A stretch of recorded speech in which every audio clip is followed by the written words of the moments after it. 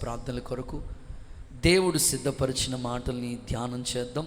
నిర్గమకాండం 34వ అధ్యాయం 10వ వాక్య భాగాన్ని, ఈ సంవత్సరం దేవుడిచ్చిన వాగ్దానాన్ని నేను చదువుతాను. నేను ఒక నిబంధన చేయుచున్నాను, భూమి మీద ఎక్కడైనా ఏ జనములనైనాను చేయబడని అద్భుతాలు నీ ప్రజల ఎదుట చేసేదను. అందరూ సరే ఆమేనండి. గట్టిగా చప్పట్లు కొడుతూ యేసయ్యకు ఒకసారి మహిమ చెల్లిద్దామా? కొట్టిదేదో గట్టి కొట్టొచ్చు కదా. రైట్. ఎన్నడూ ఎప్పుడు చేయలేని అద్భుత కార్యాలు యేసు నామములో సంఘములో జరుగునుగాక. ఆల్రెడీ ఈ రిఫరెన్స్ మీద January 1 to 31 7 మాటలు ప్రభు మనకి చెప్పారు. అయిపోయింది ఆల్రెడీ సబ్జెక్ట్. కానీ నేను ఒక నెల రోజులుగా ప్రార్థన చేసుకుంటా ఉంటే, ప్రభు నువ్వు అద్భుతాలు చేస్తానని వాగ్దానం ఇచ్చావు కదా, 7 నెలలు గడిచిపోయింది. సంఘంలో ఏదో ఒక అద్భుతం విశ్వాసుల జీవితాల్లో, సేవకుల జీవితాల్లో, పరిచర్లో జరగాలని మరలా ప్రార్థన చేసుకున్నప్పుడు దేవుడు ఇదే మాట నాకు గుర్తు చేశాడు.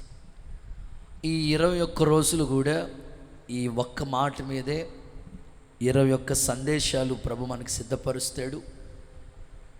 దేవుని మాటల్లో ఉన్న సారాంశాన్ని ప్రభు మనకి బోధించునుగాక. నిజంగానే దేవుడు అద్భుతాలు చేస్తాడయ్యా అంటే సందేహమే లేదు.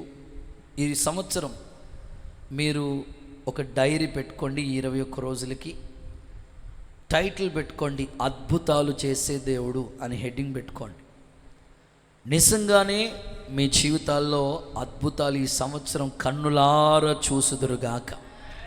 అద్భుతం అంటే ఏంటయ్య గారు అంటే, ఎప్పుడు ఎన్నడూ జరగని కార్యమే అద్భుతం. ఇది మీ జీవితంలో జరుగుతుందని మీరు ఎక్స్పెక్ట్ చేసి ఉండరు, కానీ అది దేవుడు చేస్తాడు. ఈ సంవత్సరం ఖచ్చితంగా ఈరోజు మీరు డేట్ గుర్తుపెట్టుకోండి, 25/7/2025. ఎన్నడూ ఎప్పుడు జరగని అద్భుతాలు ఇది మొదలుకొని దేవుడు ప్రారంభించునుగాక. దేవుడు మాటిస్తే డెఫినెట్లీ అది ఖచ్చితంగా జరిగిస్తాడు. దీనికి అనుబంధంగా మరొక రెఫరెన్స్ కూడా మీకు చదివిస్తాను. మీకా ప్రవచన గ్రంథం ఇంట్రడక్షన్, ఇదంతా 7వ అధ్యాయం 15వ వాక్యాన్ని కూడా నేను చదువుతాను. నేను జనములకు అద్భుతాలు కనపరిచెదను.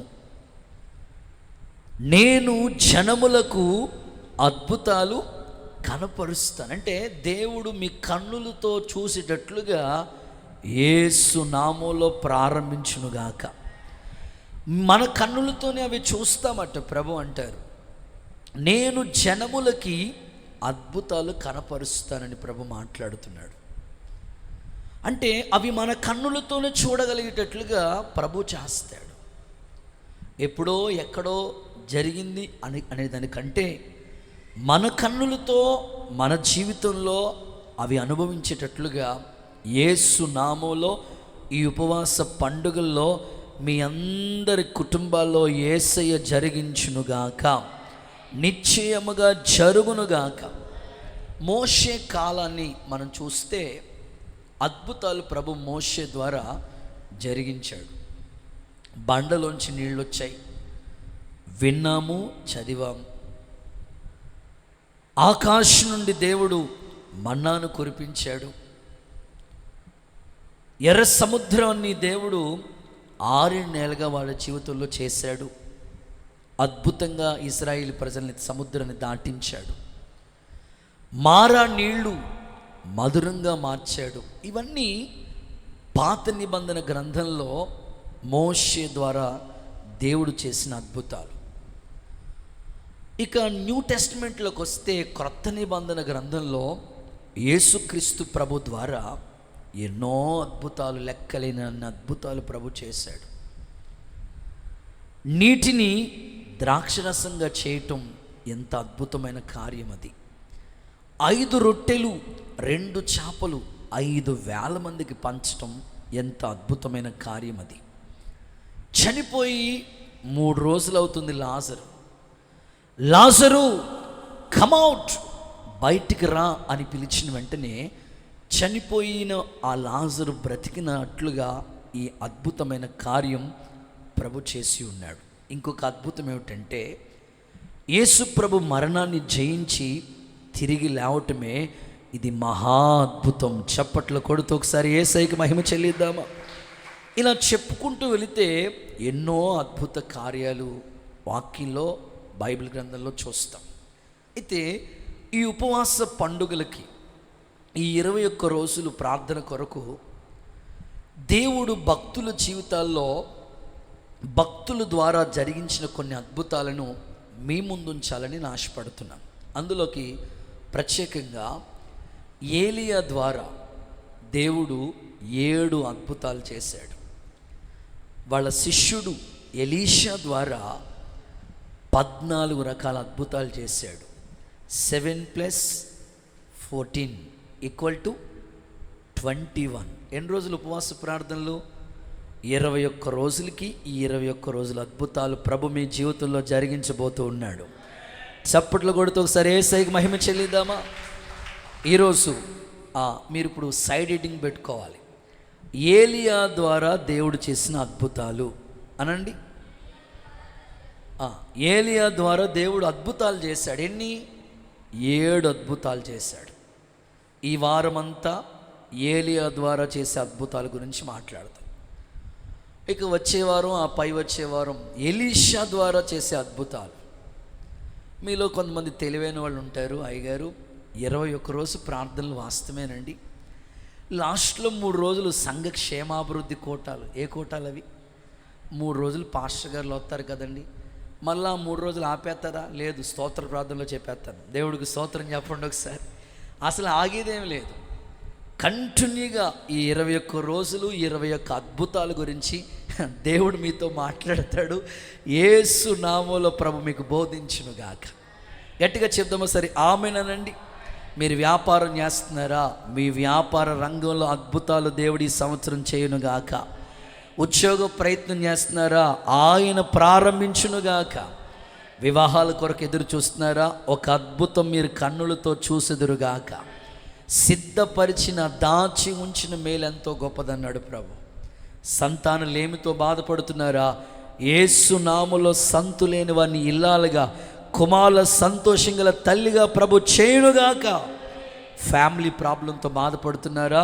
మీ సమస్యలకి దేవుడు పరిష్కారం ఇవ్వబోతున్నాడు. గృహాలు లేక అద్దింట్లో ఇబ్బంది పడుతున్నారా? ఈ సంవత్సరం మీ జీవితంలో నూతన గృహాన్ని అనుగ్రహించునుగాక. ప్రియులారా, ఏలియా ద్వారా దేవుడు 7 అద్భుతాలు చేశాడు. ఈ మొదటి రోజు ఒక అద్భుతాన్ని గురించి ప్రభు మనతో మాట్లాడుతున్నాడు. చదువుదాం. ఏలియా ద్వారా దేవుడు చేసిన అద్భుతాన్ని గురించి మీకు చదివిస్తాను. చదవండి. రాజుల మొదటి పుస్తకం, ఆ తంబలైన ఏలియా ద్వారా దేవుడు చేసిన అద్భుతాలు. రాజుల మొదటి పుస్తకం 17వ అధ్యాయం మొట్టమొదటి వాక్యాన్ని ఈరోజు మన పాఠంగా నేర్చుకుందాం. ఏలియా ద్వారా దేవుడు చేసిన ఓకే. అంతట గిలాదు కాపరస్తుడు తిష్పీయుడు అయిన ఏలియా ఆహాబునొద్దకు వచ్చి ఎవని సన్నిధిలో నేను నిలబడ్డానో ఇశ్రాయేలు దేవుడైన యెహోవా జీవము తోడు నా మాట ప్రకారం గాక ఈ సంవత్సరములో మంచైన వర్షమైన పడదని ప్రకటించు, కొరవదు. ఆమేన్. గట్టిగా ఆమేన్. So right. మొదటి అద్భుతం, ఏలియా ద్వారా చేసిన మొట్టమొదటి అద్భుతం ఏమిటంటే వర్షం కురవకుండగా చేయుట అనండి. అది ఒక తంబ్లైన్లో కూడా కనబడుతుంది. వర్షం కురవకుండగా చేయుట, ఎండిన భూమి. ఏలియా ప్రార్థన వర్షం కురవకుండగా చేయటం. ఇది మొట్టమొదటి ఏలియా చేసిన మొట్టమొదటి అద్భుతం. ఇది అసలు అందరూ ఆమెనంటారా? ఏలియా చేసిన మొట్టమొదటి అద్భుతం ఇది. వర్షం కురవకుండగా 3.5 సంవత్సరాల వర్షం కురవకూడదు అన్నాడు. అంతే. నేను ఎవరి సన్నిధిలో నిలబడ్డానో యెహోవా జీవము తోడు, వర్షం కురవదన్నాడు. అంతే. అలాగే ఆయన పరిచర్యలో దేవుడు ఆ అద్భుత కార్యం చేశాడు. ఈ సంవత్సరం దైవ సేవకుడిగా నేను మీతో చెప్పాలనుకున్న మాట ఏమిటంటే, ఆ రోజుల్లో దేవుడు చేశాడు, ఈ రోజుల్లో ఎక్కడ చేయగలుగుతాడండి? మనం ఆరాధించే దేవుడు ఎవరో తెలుసా? నిన్న నేడు నిరంతరం ఒకే రీతిగా ఉన్న దేవుడు, ఏకరీతిగా ఉన్నాడు. కాలాలు మారవచ్చు, ప్రజల్లో మార్పు రావచ్చు, కానీ దేవుడు మాత్రం మారే దేవుడు కాదు. ఒకే రీతిగా ఉన్నాడు ఆయన.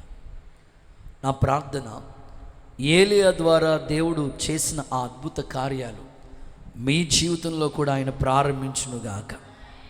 అంటే వర్షం కురవకుండునుగాక అనే ఆ మాట ఎంత గొప్పదంటే, సృష్టిని శాసించగలిగిన మాట అది. అంటే ప్రకృతికి భిన్నంగా జరిగిన కార్యం అది. ఎండాకాలంలో ఎండలు కాస్తాయి, శీతాకాలంలో చలి పెడుతుంది, వర్షాకాలంలో వర్షం పడుతుంది. ఇది ప్రకృతి ధర్మం.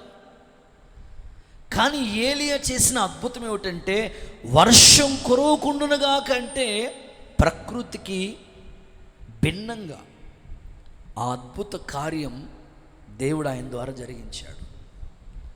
ఈరోజు ఈ వాక్యంలో ఉన్న కొన్ని విలువైన సారాంశాన్ని మీతో పంచుకోవడానికి నేను ఇష్టపడతా ఉన్నాను. తప్పకుండా దేవుడు తన వాక్యం ద్వారా మనల్ని బలపరచునుగాక.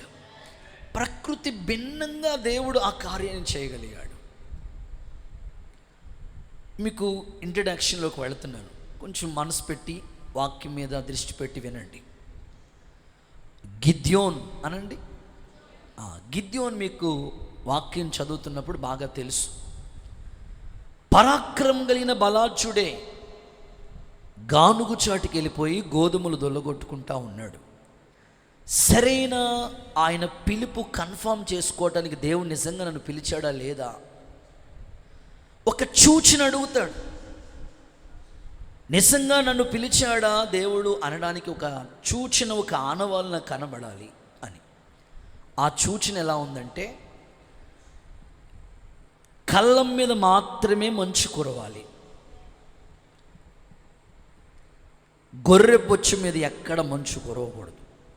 ఫస్ట్ టైం అలా అడిగాడు. దేవుడు అన్నాడు, అలాగూ జరుగునుగాక.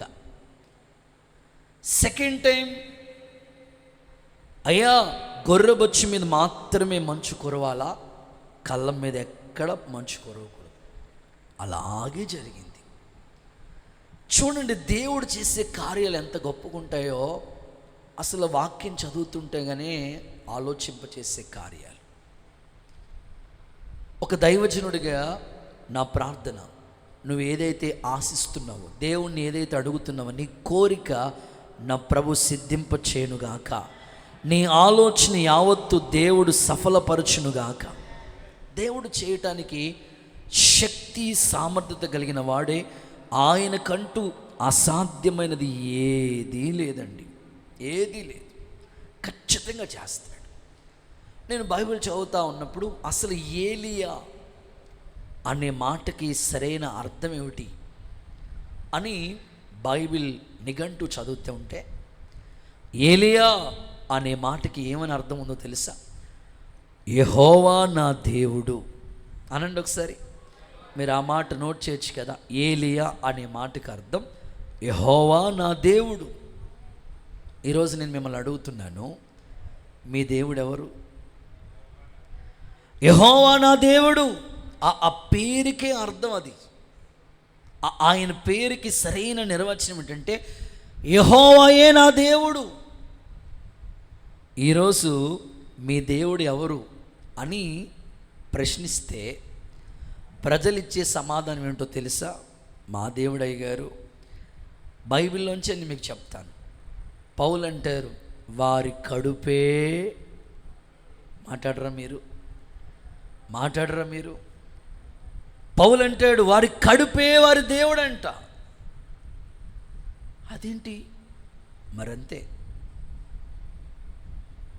ఉపవాస ప్రార్థనలకి అంత డిమాండ్ ఉండదు. దేవుడికి స్తోత్రం చెప్పండి, గట్టిగా చెప్పండి అమ్మా. అది ఇంకా వేరే వేరే కోటలు అనుకోండి, జనం మీదకి జనం, రాజ్యం మీదకి రాజ్యం అన్నట్టుగా ఉంటుంది. పౌలు అంటాడు వారి కడుపే వాళ్ళ దేవుడు అంట. ఈరోజు నేను అడుగుతున్నాను, నీ దేవుడు ఎవరు? కడుపు దేవుడు అవ్వకూడదు. ఒకవేళ నువ్వు తిండిపోతే అయితే గొంతుకి కత్తి పెట్టుకోమన్నాడు. మన కోసం ఆత్మీయ తల్లి అక్క 40 రోజులుగా దేవుని పాదాల దగ్గర విజ్ఞాపన చేస్తాను. కనీసం మనకి హాఫ్ డేసే, 21 days, అందులో కూడా సగమే, అందులో కూడా 2 గంటలే. దేవుడికి స్తోత్రం చెప్పండి ఒకసారి. మరి అందులో కూడా మీరు డిస్కౌంట్ అడిగితే, ఉప్మా అడిగితే ఎట్ట కుదురుతుంది? కాబట్టి కడుపు దేవుడు అవ్వకూడదు. యెహోవాయే మన దేవుడిగా మారునుగాక. నాతో ఉన్న సేవకులు కూడా వాళ్ళు కడుపు మార్చుకుని ఉపవాసాలు ఉంటున్నారు. కనీసం ఒక పూట దేవుని కార్యాలు మన జీవితంలో చూడటం కొరకు, ఆయన వాగ్దానం నెరవేర్పు కొరకు యేసు నామములో కడుపు కట్టబడునుగాక, నోటికి ప్లాస్టర్ వేయునుగాక. మిషన్ ఒక 2-3 వారాలు కుదరదా? దేవుడు మిమ్మల్ని దర్శించునుగాక. మీ దేవుడు ఎవరు అంటే బైబిల్ గ్రంథంలో ఇంకొక మాట రాస్తుంది, వారి చేతి పనులే వాళ్ళ దేవుడు అంట. ఏం చెప్పండి? అంటే ఇవన్నీ రిఫరెన్స్లు ఉన్నాయి, కానీ నేను సబ్జెక్ట్ మళ్ళీ మీకు ముందుకెళ్దని జస్ట్ ఇంట్రడక్షన్లో చెప్పుకుంటూ వెళ్ళిపోతున్నాను. కొంతమంది ఏమో వాళ్ళ కడుపే వాళ్ళకి దేవుడిగా ఉంటే, మరికొంతమందికి ఏమో వాళ్ళ పనులే వాళ్ళకి దేవుడిగా ఉన్నారంట. బాబు ఉపవాస ప్రార్థనకి ఎందుకు రాలేదు? పనులయ్య గారు ఎక్కడ కుదురుతుందండి? పని మీద పని, పని మీద పని అంటూ నేనంటాను, పని దేవుడు కాకూడదండి. జీవనాధారం కోసం మనకి పని కావాలి, కష్టపడాలి, కుటుంబం పోషించబడాలి, ఆర్థికంగా బలపడటం కోసం ఒక పని ఇచ్చాడు దేవుడు. ఆ పనిని పగలంతా మీరు చేయండి. సాయంకాలంలో దేవుని సముఖంలో సమకూర్చబడితే ఆ పని దేవుడు కాకూడదు. మనకి మన ఉద్యోగం మనకి దేవుడు కాకూడదు, మన వ్యాపారం మనకి దేవుడు కాకూడదు, మన చేతి పని మనకి దేవుడు కాకూడదు. యెహోవాయే మనకి దేవుడు కావాలి. ఇంకొక మాట ఏమిటంటే, వారి బాహుబలమే వాళ్ళకి దేవుడు అంట. అంటే కొంతమంది వాళ్ళ బలాన్నే దేవుడిగా చేసుకుంటారు. ఏమండి, మానవుని బలం ఎంతసేపు ఉంటుంది? ఒక 20 ఏళ్ల వయసులో బలంగా ఉండేవారేమో, 40 ఏళ్ళు వచ్చినాయి, 50 ఏళ్ళు వచ్చినప్పటికీ ఆ బలం కాస్త తగ్గిపోవట్లేదు. కాబట్టి మన బలం మనకి దేవుడు కాదు. ఏలియా అనే మాటకి అర్థం ఏమిటంటే, యెహోవాయే నా దేవుడు. ఆ పేరుకు తగినట్లుగానే ఒక రోషం కలిగిన సేవ చేశాడు ఏలియా. పేరుకు తగినట్లుగానే ఒక ఉన్నత కార్యాలు దేవుని దగ్గర నుంచి పొందుకోగలిగాడు. ఈరోజు ఈ ఉపవాస పండుగలో 21 రోజులు ప్రార్థనలో ఏలియా ద్వారా దేవుడు చేసిన మొట్టమొదటి ఈ అద్భుతం ఏమిటంటే, వర్షం కురవకుండునుగాక అన్నాడు. వర్షం కురవకుండా ఆగిపోయింది. ఏలియా ఈ అద్భుతం ఎలా చేయగలిగాడు? అది నా ప్రశ్న. వర్షం కురవకూడదు అన్నాడు కదా, వర్షం కురవకుండా ఎందుకు ఆగిపోయింది? ఏలియా జీవితంలో ఈ అద్భుత కార్యం దేవుడు ఎందుకు చేయగలిగాడో, అసాధ్యమైన కార్యాన్ని దేవుడు అతని జీవితంలో ఎందుకు చేయగలిగాడో. ఈరోజు కూడా నీ ఎదుట ఎన్నో ప్రతికూలమైన పరిస్థితులు ఉన్నాయి.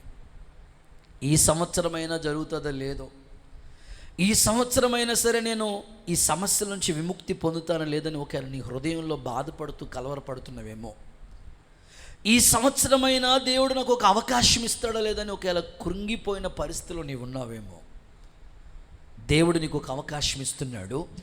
ప్రకృతికి భిన్నమైన కార్యం ఏలియా ద్వారా దేవుడు మొట్టమొదటి అద్భుతం చేశాడు. ఇదిగో ప్రజలే, నీ ఇంటి వాళ్ళే, నీ బంధువులే, నీ స్వజనులే, నీతో ఉన్న వాళ్ళే ఆశ్చర్యపోయేటట్లుగా నీ జీవితంలో దేవుడు అద్భుతమైన కార్యాలు ప్రారంభించునుగాక. ఇప్పుడు నా ప్రశ్న, ఏలియా ద్వారా దేవుడు ఈ అద్భుతం చేయటానికి గల కారణం ఏంటి? వర్షం కురవకుండా ఆగిపోమంటే ఎందుకు ఆగిపోయింది? సృష్టిని శాసించగలిగిన కార్యము ఏలియా జీవితంలో ఎందుకు దేవుడు చేశాడు? ఈ మొదటి అద్భుతంలో ముచ్చటగా మూడు మాటలు నేను చెప్పి ఈ సందేశాన్ని ముందుకు కొనసాగించాలని ఒక దైవజనుడిగా నేను ఆశపడుతున్నాను. చదవండి మొదటి మాట. ఏలియా జీవితంలో దేవుడు ఈ అద్భుతం చేయడానికి గల మొట్టమొదటి కారణం యాకోబు పత్రిక 5వ అధ్యాయం 17వ వాక్య భాగాన్ని బైబిల్ చక్కగా తెరిచి చూసి చదవాలని కోరుతున్నాను. యాకోబు పత్రిక 5వ అధ్యాయం 17వ వాక్య భాగం. ఏలియా మన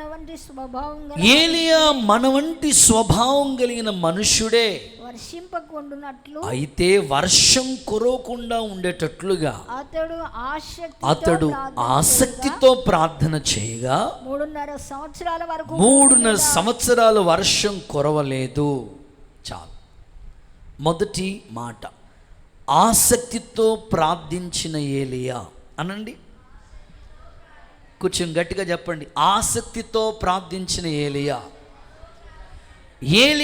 వర్షం కురవకుండా ఎందుకు చేయగలిగాడు?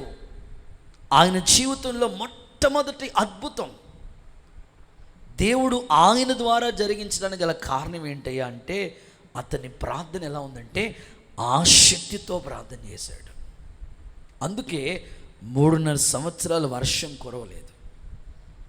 ఈరోజు ఈ యొక్క సాయంకాలం, ఈ రాత్రి వేళ ఇక్కడ కూర్చుని మనమందరితో ప్రభు మాట్లాడుతున్నాడు. నీ ప్రార్థన ఎలా ఉంది?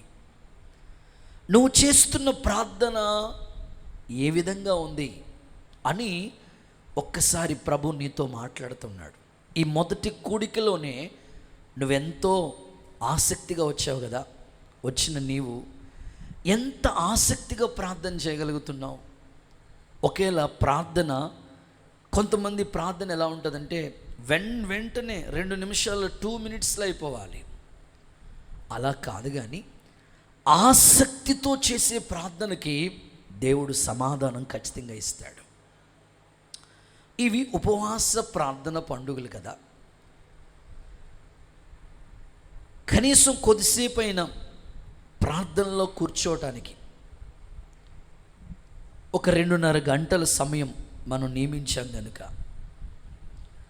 ఇందులో కొద్దిసేపు పాటలు పాడుతూ ఉన్నాం. ఓకే, కొద్దిసేపు ప్రార్థనలో గడుపుతున్నాం కదా, కొద్దిసేపు వాక్యాన్ని ధ్యానిస్తున్నాం కదా. ఈ కొద్ది సమయంలోనే మన ప్రార్థన చేసే ఆ ప్రార్థన సమయంలో ఎంత ఆసక్తిని కనపరుస్తున్నాము. అలాగే మీ వ్యక్తిగత జీవితంలో ఉదయకాల స్తోత్ర ప్రార్థన అయినా, కుటుంబ ప్రార్థన అయినా, సంఘ ప్రార్థన అయినా, ఏ ప్రార్థన అయినా నీలో ఆ ప్రార్థన పట్ల ఎంత ఆసక్తి ఉన్నది. చాలామంది పాటలు అంటే అందరూ ఆసక్తిగా ఇంట్రెస్ట్గా, మ్యూజిక్ అంటే కొంతమందికి ఇంట్రెస్ట్, పాటలు అంటే ఇంట్రెస్ట్, పాడతారు. మంచిదే, పాడాలి. స్తుతి ద్వారా ప్రాకారాలు కూలిపోయాయి. అలాగే ప్రార్థన ఇంకా పవర్ఫుల్, చాలా శక్తివంతమైనది. ఇదిగో ప్రభు నీతో మాట్లాడుతున్నాడు. నీ జీవితంలో ఏలియాలాగా అద్భుతాలు నీ జీవితంలో జరగాలంటే, ప్రకృతికి భిన్నమైన కార్యాలు నీ జీవితంలో దేవుడు చేయాలంటే, ఇదిగో నీతో మాట్లాడుతున్నాడు దేవుడు. అది ప్రార్థన వల్లే జరుగుతుంది. అలాంటి ఆసక్తివంతమైన ప్రార్థన దేవుడు మనకు అనుగ్రహించునుగాక. ఏలియాను గురించి యాకోబు పరిచయం చేస్తే ఏమంటున్నాడంటే, ఏలియా మన వంటి స్వభావం కలిగిన వాడే అన్నాడు. మన వంటి స్వభావం అంటే మనకులాగే 2 కళ్ళు, మనకులాగే 2 చేతులు, మనకులాగే 2 కాళ్ళు, మనలాంటి ఫేస్, మనలాంటి వాడే. మనలాంటి శరీర బలహీనతలు ఆయనకి ఉంటాయి. మీలో ఏమంటారంటే, అయ్యగారు ఉదయం అంతా పని చేసి వచ్చి నడుమంతా లాగేస్తుందండి, ఇంక ప్రార్థన చేసి ఓపిక లేదండి. లేదు, ఉదయం అంతా డ్యూటీకి వెళ్ళి వచ్చి, ఉదయం అంతా వ్యాపారం చేసి వచ్చి, ఉదయం అంతా పని చేసి వచ్చి ఇక సాయంకాలం ప్రార్థన చేసి ఓపిక లేదు.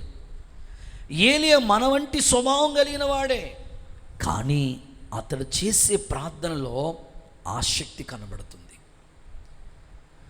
చాలామంది ప్రార్థన చేసే విధానం ఎలా ఉంటుందంటే, చేస్తే చేయి ప్రభా, లేకపోతే మానే ప్రభా అంటారు. ఏంటంట, డాక్టర్ గారు ఒకసారి చెప్పండి, చేతే లేకపోతే అలా కాదు, చేతే చేయి లేకపోతే మానే కాదు, ఆసక్తితో నువ్వు ప్రార్థన చేయాలి. ఈయన ప్రార్థన ఎంత ఆసక్తి కలిగిందంటే, ప్రభువు తనకిష్టమైన 3 శిష్యుల్ని ఎత్తైన కొండ మీదకి తీసుకెళ్ళాడు. ఎవరు వాళ్ళు? పేతురు, యాకోబు, యోహాన్. ఎత్తైన కొండ మీదకి తీసుకెళ్ళి రూపాంతర మహిమను చూపించాడు. ఆ మహిమను శిష్యులు చూడలేక బోర్ల పడిపోయారు. కానీ అదే కొండ మీద ఏలియా ఉన్నాడు, మోషే ఉన్నాడు. వాళ్ళు ఆ మహిమ ఎదుట నిలబడ్డారు. శిష్యులైతే బోర్ల పడిపోయారు, కానీ ఏలియా మాత్రం నిలబడి ఉన్నాడు. కారణం ఏమిటంటే, ఆయన ప్రార్థన తలకాయ తీసుకెళ్ళి మోకాళ్ళ మధ్యలో పెట్టుకుని ప్రసవ వేదనతో కూడిన ప్రార్థన. అది కర్మేలులో ప్రార్థన అనుభవం ఉన్నతంగా ఉంది ఏలియా జీవితంలో. ఇదిగో ఈ రాత్రి ప్రభు నీతో మాట్లాడుతున్నాడు. నీ ప్రార్థన జీవితం ఎంత? దేవుడు నీకు 24 గంటల సమయం ఇచ్చిన ఈ 24 గంటల్లో ఎంత సమయం ప్రార్థనలో నువ్వు గడపగలుగుతున్నావో అన్ని గొప్ప కార్యాలు, అన్ని అద్భుత కార్యాలు యేసు నామములో మీ ఎడల దేవుడు జరిగించునుగాక. ఏలియాను గురించి ఒక గొప్ప దైవజనుడు కేరళ సురేషయ్య గారు సేవకుల కూడికలో ఆయన ఒక మాట చెప్తూ ఇలా అన్నారు. ఆయన ప్రార్థన 3.5 సంవత్సరాలు వర్షం ఆపేయటానికి గల ప్రార్థన పవర్ ఎంత గొప్పదంటేనంట, 3.5 సంవత్సరాలు ప్రార్థన, ఆ వర్షం ఆపేయటానికి ఆయన ప్రార్థన శక్తి ఎంత గొప్పదంటే, ఆ దైవజనుడు మాట్లాడుతూ ఇలా అంటారు, ఈ ప్రార్థన 3.5 సంవత్సరాలు ముందే చేశాడంట ఆయన. 3.5 సంవత్సరాలు ఒక ప్రార్థన వెంటనే జరిగిన కార్యం కాదట అది. ఆ 3.5 సంవత్సరాల ముందు నుంచే ఆయన పవర్ఫుల్గా ప్రార్థనలోనే ఉన్నాడంట. 3.5 సంవత్సరాలు ప్రేయర్లో ఉండిపోయాడంటే ఏలియా. మనకి ఈ 17వ అధ్యాయంలోనే పరిచయం అవుతాడు. అక్కడతోనే ప్రారంభం అవుతుంది ఆయన. కానీ కొన్ని సంవత్సరాలు ఆయన ప్రార్థనలో గడిపారట. అందుకే అంత పవర్ఫుల్ ప్రేయర్ వెంటనే కార్యం చేసింది. ఇదిగో ఈ 21 రోజులు మీరు ప్రభు పాదాల దగ్గర కూర్చుని చేసే ప్రార్థనలన్నీ నా దేవుడు మీ జీవితంలో గొప్ప కార్యాలు జరిగించునుగాక. క్రొత్త నిబంధన సంఘం ఎలా ఉండాలో తెలుసా? ఏలియా పాత నిబంధన భక్తుడైతే ఆసక్తితో ప్రార్థన చేస్తే, కొత్త నిబంధన సంఘం ఎలా ఉండాలో తెలుసా? అత్యాసక్తితో ప్రార్థన చేయాలి. ఎలా ప్రార్థన చేయాలట చూడండి. అపోస్తుల కార్యాల గ్రంథం 12వ అధ్యాయం 5 నుండి 7 వాక్యాలు చదివితే అక్కడ ఇలా రాయబడి ఉంది. పేతురు సరసాల్లో ఉంచబడెను. సంఘమైతే అతని కొరకు అత్యాశక్తితో ప్రార్థన చేస్తుంది. అందుకే సంకెళ్ళు తెగిపోయాయి. అపోస్తుల కార్యాలు 12వ అధ్యాయం 5వ వాక్యంలో ఈ మాట ఉంది. సంఘమైతే అత్యాశక్తితో, అంటే తరం తర్వాత తరం అభిషేకం ఎక్కువ అయినట్లు ప్రార్థన కూడా ఎక్కువ అవ్వాలి. ఏలియా పాత నిబంధన భక్తుడే, అతడు ఆసక్తితో ప్రార్థన చేశాడు. నీవు క్రొత్త నిబంధన సంఘంలో విశ్వాసి కనుక ఇప్పుడు సంఘానికి ఏ స్థాయి రావాలంటే ఆసక్తి కాదు, అత్యాశక్తితో ప్రార్థించే వాళ్ళు కావాలి. కానీ నేటి సంఘాల్లో ప్రార్థన బాగా కొరువైపోయింది. ప్రార్థన బాగా తక్కువైపోతుంది. సంఘాల్లో అన్నీ ఉన్నాయి, కానీ ప్రార్థన అనేది కొరతగా కనబడుతుంది. దేవుడు మరలా మరలా మరలా మనకి జ్ఞాపకం చేస్తున్నాడు, నీ ప్రార్థన శక్తి అధికమగునుగాక. గంటల ధరబడి ప్రభు పాదాల దగ్గర కూర్చుని ఆ అభిషేకాన్ని దేవుడు నీకు అనుగ్రహించునుగాక. నీ ఎదుట ఉన్న బంధకాలన్నీ ఊడిపోవునుగాక. చెరసాల పునాదులు కదిలించునుగాక. పేతురు ఎంత హ్యాపీగా నిద్రపోతున్నాడు తెలుసా? ఆయన కొరకు ప్రార్థన చేసే సంఘం ఉంది. ఈరోజు సంఘం కొరకు సేవకులు ప్రార్థన చేస్తున్నారు, కానీ సేవకుల కొరకు ప్రార్థన చేసే సంఘం లేదు. పేతురు ఆ చెరసాల్లో కూడా హ్యాపీగా ఉన్నాడు, ఎందుకంటే తన కొరకు ప్రార్థన చేసే సంఘం ఉంది. ఈరోజు సేవకుల కొరకు, విశ్వాసుల కుటుంబాల కొరకు, వీధుల కొరకు, కాలనీల కొరకు, ప్రాంతాల కొరకు, పట్టణాల కొరకు, కదిలించబడటం కొరకు ప్రార్థన చేసే సంఘం కనుమరుగైపోతుంది. దేవుడు మీ గుండెల్లో మరింత భారం అధికము చేయునుగాక. కొంచెం గట్టిగా ఆమేనందమా. ఎత్తలేనంత ఎత్తైన కొండ మీదకి దేవుడు ఎక్కించునుగాక. ప్రార్థన ఏం చేస్తుందో తెలుసా? వాక్యం ఇలా ఉంటుంది: నా కార్యము సఫలము చేయు దేవునికి నేను మొర్రపెట్టుకుంటున్నాను. నువ్వు ఏ కార్యాలైతే జరగాలనుకుంటున్నావు ఈ ఉపవాస ప్రార్థనలో, అది ఒక ప్రార్థన ద్వారానే జరుగుతాయి.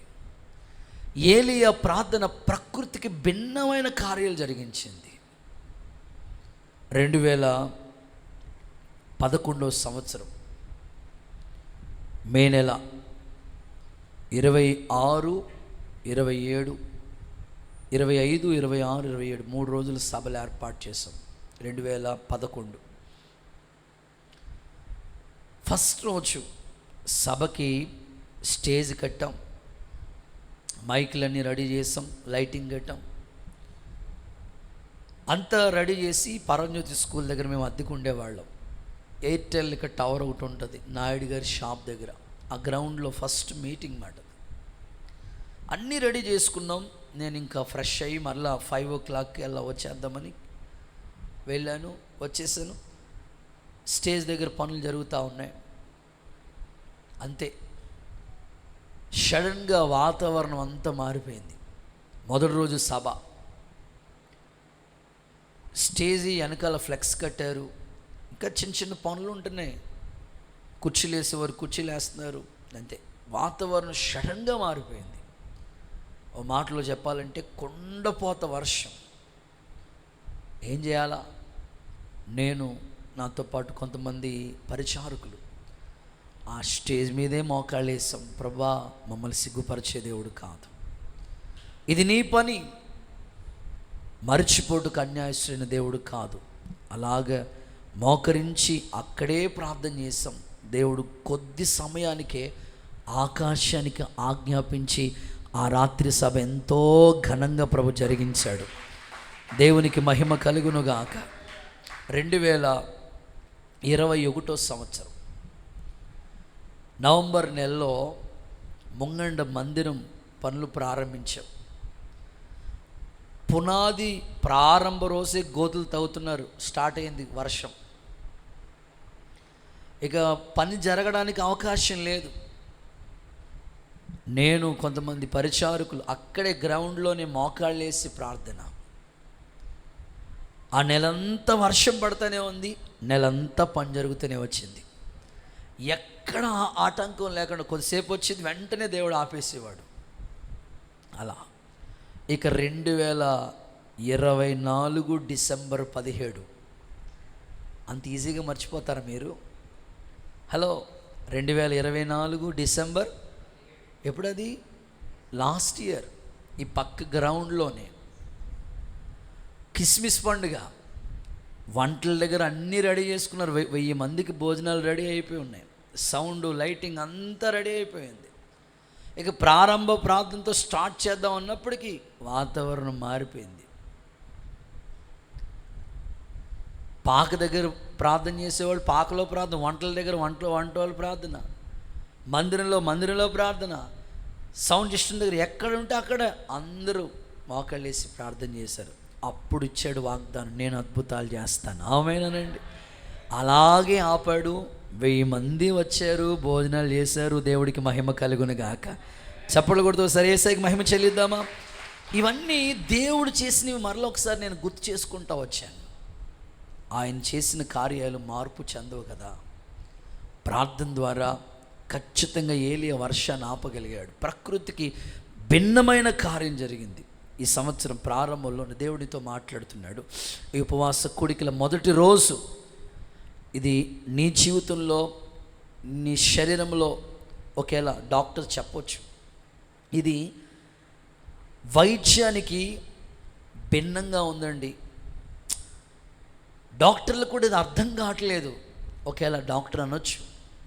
కానీ వైద్య శాస్త్రము గ్రహించలేని గొప్ప కార్యాలు ప్రభు చేస్తాడు. అది దేవుడు చేయటానికి సమర్థుడు. సూర్యుడా గిబియోన్లో నిలిచిపోమంటే యెహోషువ ప్రార్థన ఒక్కరోజు సూర్యుని ఆపేసింది. అంటే ప్రార్థన ఎంత శక్తివంతమైందో చూడండి. మీకు బైబిల్లో ఒక సందర్భాన్ని జ్ఞాపకం చేస్తాను. హిజ్కియా మరణకరమైన రోగం వచ్చినప్పుడు గోడ తట్టు తిరిగి ప్రార్థన చేశాడు. నువ్వు కన్నీళ్ళు విడిచి చూసాను, నీ ప్రార్థన నేను ఆలకించాను, 15 సంవత్సరాలు ఆయుష్ ఇస్తాను. వచ్చిన యెషయా ప్రవక్త వచ్చి చెప్పేసాడు, నీ ఇల్లు చక్కబెట్టేసుకో. మళ్ళీ అలా వెళ్ళే లోపల మరలా దేవుడు వచ్చి మాట్లాడితే చెప్పాడు, నీకు 15 సంవత్సరాలు ఆయుష్ ఇచ్చాడు. ఈ హిజ్కియా గారు అడుగుతాడు, నిజంగా దేవుడు నాకు 15 సంవత్సరాల ఆయుష్ ఇచ్చినట్లుగా సూచనేంటి? స్తోత్రం చెప్పండి ఒకసారి. సూచన కావాలి, ప్రతి వాళ్ళకి ప్రూఫ్ కావాలి. సూచన ఏంటి? ఒక అంజూరపు ముద్ద తీసుకొచ్చి ఆ యొక్క పుండు మీద వేసినప్పుడు స్వస్థత కలిగింది. సూచన అడుగుతున్నావా? యెషయా చెప్తాడు, ఏమన్నా తెలుసా? ఈ గడియారం ఉంది కదా, గడియారం మీ అందరికి చేతుల గడియారం ఉంది, సెల్ ఫోన్లో గడియారం ఉంది, చేతికి గడియారం ఉంది, ఇంట్లో గడియారం ఉంది, అన్ని చోట్ల గడియారం ఉంది. గడియారం ముళ్ళు, వాస్తవం గడియారం ముందుకు వెళ్తుందా వెనక్కి వెళ్తుందా? ముందుకే వెళ్తుంది. యెషయా అంటాడు, గడియారం ముళ్ళుందే, 10 మెట్లు దేవుడు వెనక్కి తీసుకురాగలిగిన శక్తివంతుడు ఆయన. నువ్వు సూచన అడుగుతున్నావు కదా, నాకు ఆయుష్ ఇచ్చాడా, నాకు ఆరోగ్యం ఇచ్చాడా, కన్ఫర్మేనా, నాకు అర్థం కావట్లేదు, చెప్పయ్యా. ఇదిగో గడియారం ముళ్ళు మెట్లున్నాయే, అవి 10 మెట్లు దేవుడు వెనక్కి తీసుకురాగలిగిన శక్తివంతుడు.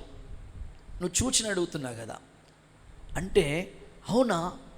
హిజ్కియా అంటాడు, అవునా? అవును, అది ప్రార్థన వల్ల జరుగుతుంది. చూద్దాం ఒకసారి, ఆ మాట ఒకసారి చదువుదామా? రాజుల 2వ పుస్తకం 20వ అధ్యాయం 11వ వచనం అనుకుంటా, ఒకసారి 8వ వచనం 11వ వచనం ఒకసారి ఆ మాటలు చదువుదాం. యెహోవా నన్ను స్వస్థపరచుననుటకు నేను 3వ దినమున ఆయన మందిరంకి ఎక్కి. రాజుల 2వ పుస్తకం 20వ అధ్యాయం, కరెక్ట్ నాకు చదవండి, మీరు కంటిన్యూగా మైక్లో చదువుతున్నారు కదా, ఓకే. 20వ అధ్యాయంలో ఆ మాటలు స్పష్టంగా ఉన్నాయి. 8వ వచనం కరెక్టే, చదవండి. నాకు సూచన కావాలంటున్నాడు కదా, ఇప్పుడు 11వ వచనంలోకి వెళ్ళిపోండి. 11వ వచనం, ప్రవక్త అయిన యెషయా యెహోవాను ప్రార్థించగా ఆయన ఆహాజు గడియారపు పలకల మీద ఉన్న 10 మెట్లు ముందుకు నడిచిన నీడ 10 మెట్లు వెనకకు వెళ్ళిపోయాయి. కొట్టు చప్పట్లు ఒకసారి, యేసయ్యకి మహిమ. కొట్టండి గట్టిగా. గడియారంలో ముళ్ళు ఎప్పుడైనా వెనక్కి వెళ్ళటం మీరు చూసారా? మీరు తిప్పుకుంటే తప్ప, దేవుడికి స్తోత్రం, అంత ఈజీగా పోవాలి, ముందుకే వెళ్తాయి. కానీ ప్రార్థన వల్ల దేవుడు చేసిన కార్యం ఎంత గొప్పదో చూడండి.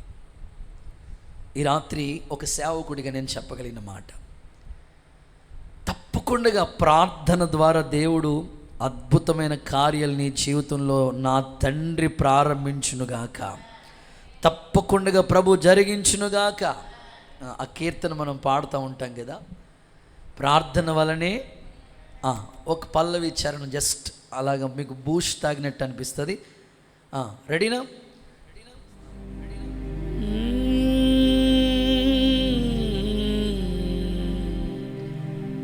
ప్రార్థన వలనే పయనము, ప్రార్థనే ప్రాకారము, ప్రార్థనే ప్రాధాన్యము, ప్రార్థన లేనిది పరాజయం. 1 2 3. ప్రార్థన వలనే పయనము, ప్రార్థనే ప్రాకారము, ప్రార్థన లేనిది పరాజయం. ప్రభువా ప్రార్థన నేర్పయ్యా, ప్రార్థించకుండా నేనుండలేనయ్యా. ప్రభువా నేర్పయ్యా. ప్రార్థించకుండా నేనుండలేనయ్యా, నీ పాదాలు తడపకుండా నా పయనం సాగదయా. నీ పాదాలు తడపకుండా నా పయనం సాగదయా. ప్రార్థన వలనే పయనము, ప్రార్థనే ప్రాకారము, ప్రార్థనే ప్రాధాన్యము. ప్రార్థనలో నాటునది పెళ్ళగించుట సాధ్యము, ప్రార్థనలో పోరాడునది పొందకపోవుట. ప్రార్థనలో నాటునది పెళ్ళగించుట సాధ్యము, ప్రార్థనలో పోరాడునది పొందకపోవుట. ప్రార్థనలో ప్రాకులాడినది పతనమవుట సాధ్యము, ప్రార్థనలో ప్రాకులాడినది పతనమవుట.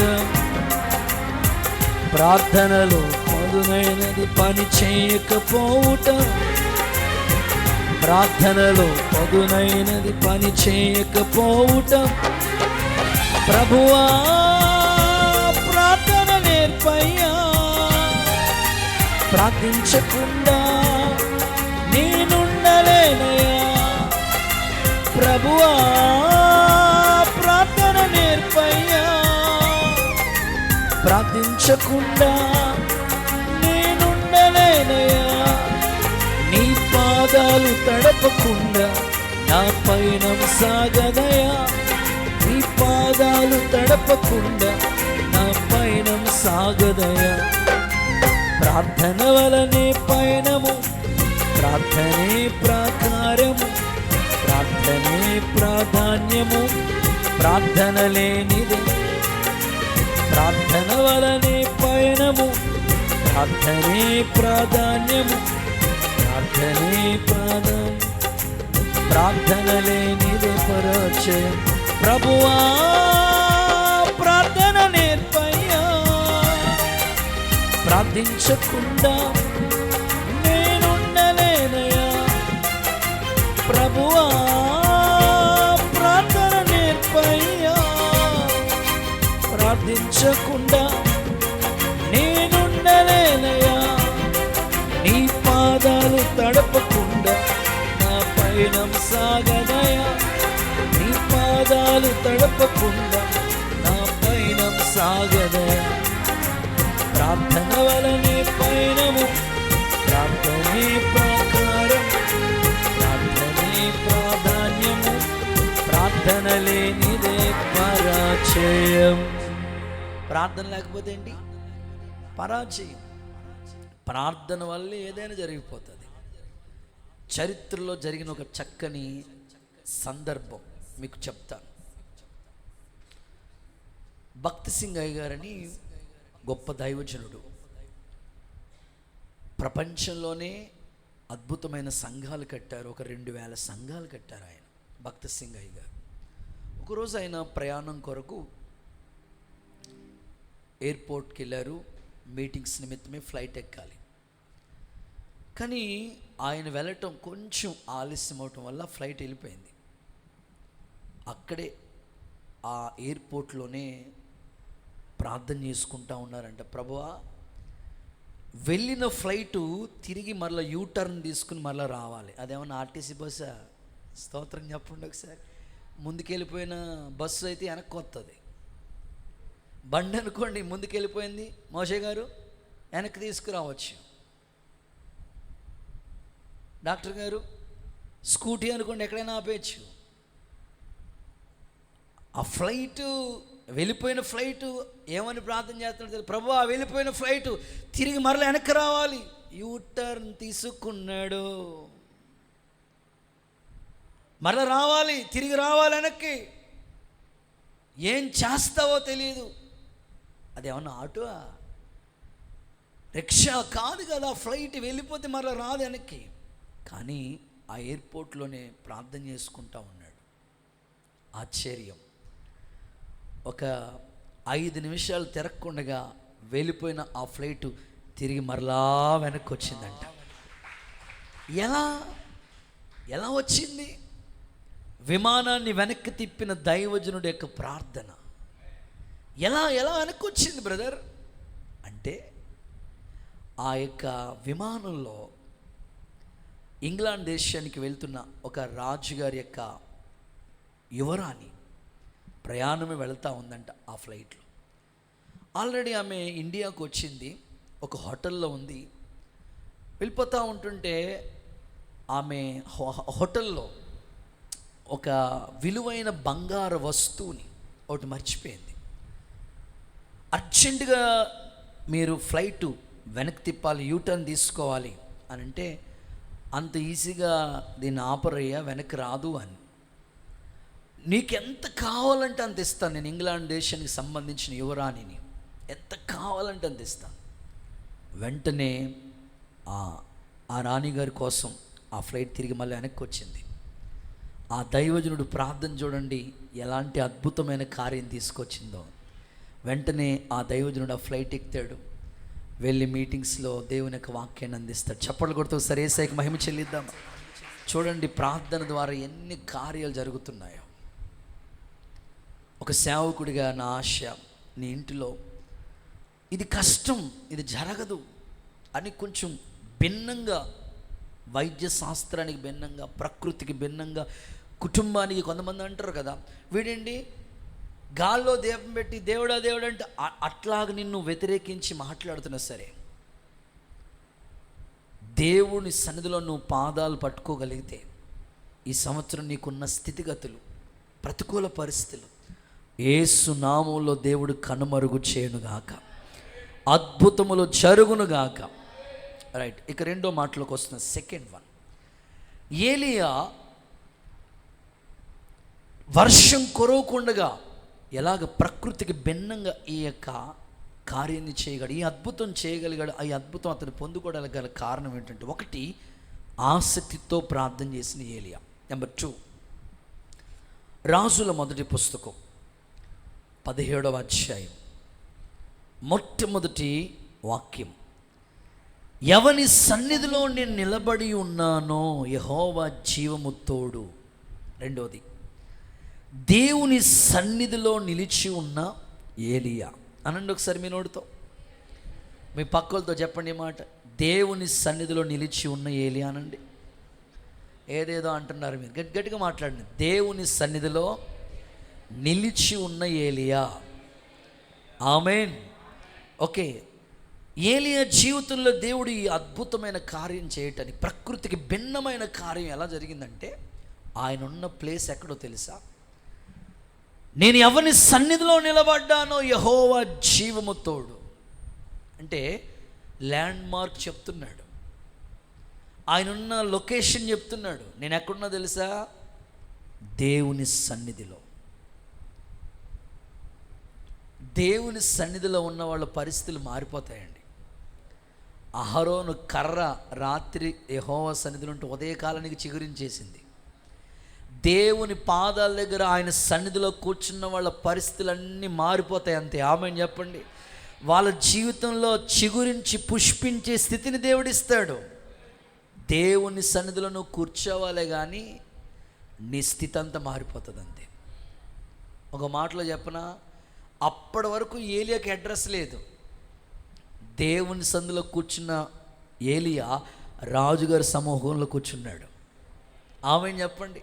అసలు ఎంత అద్భుతమైన కార్యం. నేనంటాను, నీ జీవితంలో నీకు ఏమీ అడ్రస్ లేదా? ఏం చేస్తున్నావు బ్రదర్? ఏం చేయాలో అర్థం కావట్లేదండి, ఉద్యోగం లేదండి, ఒకవేళ సరైన చిరునామా నీకు లేదా? నువ్వు దేవుని సన్నిధిలో కూర్చోగలిగితే, కొద్దిసేపు దేవుని పాదాల దగ్గర నువ్వు కూర్చోగలిగితే, నీ ఇల్లే దేవుని సన్నిధిగా మలుచుకోగలిగితే, నీకు ఒక చిరునామా దేవుడు చూపిస్తాడు. ఆమేన్ చెప్పండి ఒకసారి. నీకు ఒక ఆధారాన్ని చూపిస్తాడు, ఒక ఆధారమై ఆశ్రయమే నడిపిస్తాడు దేవుడు నీకు. ఆయన సన్నిధికి అంత ప్రభావం ఉన్నది. ఏలియా ఎందుకు అలా ప్రకృతిని శాసించగలిగాడంటే, ఆయన కూర్చున్న ల్యాండ్ మార్క్ ఏంటంటే, లొకేషన్ ఏంటంటే సన్నిధి. దేవుని సన్నిధిలో ఉన్నాడు ఆయన. ఈరోజు నా ప్రార్థన, మనమందరం కూడా దేవుని సన్నిధికి విలువిచ్చుదముగాక. వాక్యం ఏమని రాయబడింది తెలుసా? నా సన్నిధిలో నిలిచే భాగ్యం నీకు ఇస్తానన్నాడు దేవుడు. ఏమండి, ఏదో ఇది టైం పాస్ కోసం ఏర్పాటు చేసిన కూటం కాదు ఇవి. చాలామంది డేట్స్ అడుగుతున్నారు, పాస్టర్ సాయి గారు మా చర్చిలో ఉపవాస కూటాలు పెట్టుకున్నారు రండి. కుదరదయ్యా, 21 రోజులు, ఆగస్టు 15 వరకు నేను ఎక్కడికి వెళ్ళను. మా ఇల్లు కట్టుకోవాలి ముందు. దేవుడికి స్తోత్రం. అందరూ దీవించబడటం కాదు, మా దగ్గర ఉన్న పిల్లలు దీవించబడాలి. దేవుని సన్నిధిలో మీరు కూర్చోగలిగితే ఈ 21 రోజులు ఆయన సన్నిధిలో ఉన్న గొప్ప భాగ్యం మీరందరూ పొందుదురుగాక. బైబిల్ ఏమని రాయబడి తెలుసా? మోషే, ప్రభా వెళ్ళు వెళ్ళు వెళ్ళు అంటాడు దేవుడు. నేను వెళ్ళను, నువ్వు రావాలి ప్రభా. నువ్వు రాకుండా ఎక్కడికి వెళ్తాను? నువ్వు రావాలి ప్రభు అంటాడు. నేను రాను, కానీ నా సన్నిధి నీకు తోడుగా వస్తుంది. ఇల్లు ఆమేన్. అందుకే కదా దేవుని సన్నిధి తోడుగా వచ్చింది కాబట్టి ఐగుప్తులో అన్ని అద్భుతాలు చేయగలిగాడు. నిజంగా సన్నిధి ప్రసన్నత మన మీద ఉండాలండి. బైబిల్ మిషన్ సంస్థను స్థాపించిన దైవజనులు దేవదాసయ్య గారు, వాళ్ళ సంఘస్థులకి ఆ విషయంలో మనం నిజంగా మెచ్చుకోవచ్చు. సన్నిధి చేయటం నేర్పించారు. వాళ్ళు ఇంకా గదిలోకి వెళ్ళిపోతే ఫోన్ వచ్చినా, పిల్లోడు ఏడ్చినా వెంటనే రారు. ఇంకా ఆ ప్రార్థన అయ్యే వరకు ఇంక రారు ఇంట్లోంచి. దేవుని పిల్లలు కూడా ఆయన సన్నిధి పట్ల అంత మక్కువ చూపించాలి. ప్రభు సంధిలో కూర్చున్నామంటే ఇంకా అసలు కదలకూడదు మాట. అంత ఆసక్తిని నువ్వు కనపరచాలి. ఏలియా ఉన్న ప్లేసు, ల్యాండ్ మార్క్ ఆయన సన్నిధిని కలిగి ఉన్నాడు. దావీదు రాజయ్యుడు కూడా ఏమంటున్నాడు తెలుసా? నా కుటుంబం అంతా నీ సన్నిధిలో ఉండాలి ప్రభా, అలాంటి ఆశీర్వాదం ఇవ్వండి అయ్యా. చదువుదాం సమూయేలు 2వ పుస్తకం 7వ అధ్యాయం 29వ వాక్య భాగం. సమూయేలు 2వ పుస్తకం 7:29. దయచేసి నీ దాసునైన నా కుటుంబం నిత్యము నీ సన్నిధిని ఉండునట్లుగా దానిని ఆశీర్వదించుము. యెహోవా నా ప్రభువా, నీవు నిత్యము నీ సన్నిధిలో ఉండేటట్లుగా దాన్ని ఆశీర్వదించు. యెహోవా నా ప్రభువా, నువ్వు సెలవిచ్చిన్నావు, నీ ఆశీర్వాదం పొందిన నా కుటుంబం నిత్యము ఆశీర్వదించబడుతుంది. ఆమేనండి ఒకసారి. అంటే ఆయన కుటుంబం ఎక్కడ ఉండాలనుకున్న రాజుగారు ఎక్కడ ఉండాలి? సింహాసనం మీద కూర్చోవాలి. రాజుగారికి అనేక వైభవాలు ఉంటాయి, కానీ సన్నిధే కావాలనుకుంటున్నాడు. దేవుని సన్నిధి ప్రభావం కావాలనుకుంటున్నాడు. నీ సన్నిధిలో ఉండే ఆ ఆశీర్వాదం నాకు ఇవ్వయ్యా. బైబిల్ ఏమని రాస్తుందంటే కుటుంబాలు కుటుంబంగా యెహోవా సన్నిధిలో హాజరు కావాలి. ఇప్పుడు అడుగుతున్నాను, ఎంతమంది కుటుంబాలుగా వచ్చారు ఇక్కడికి దేవుని సన్నిధికి? భార్యాభర్తలుగా వచ్చిన వాళ్ళు, పిల్లలు కలిసి వచ్చిన వాళ్ళు వేళ్ల మీద లెక్క పెట్టొచ్చేమో. ఈరోజు మొదలుకొని ఒక నిర్ణయానికి మీరు వచ్చేసేయండి.